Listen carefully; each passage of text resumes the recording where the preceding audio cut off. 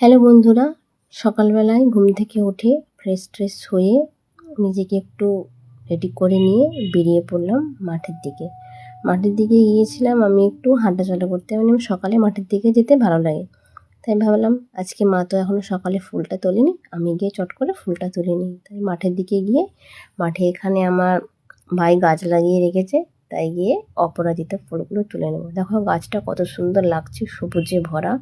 তো গাছে শীত পড়েছে তো তাই হালকা হালকা ফুলটা কমে গেছে, তাই বেশি ফুল হয়নি, তাই কিছু কিছু অল্প করে ফুল তুলে নেব। দেখো কত সুন্দর লাগছে না দেখতে। এমনিতে কিন্তু অনেক ফুলই হয়, আর গাছটা পুরো কলা গাছের উপর উঠে গেছে তো তাই জন্য বুঝতে পারছো না, নাহলে প্রচুর পরিমাণে ফুল হয়।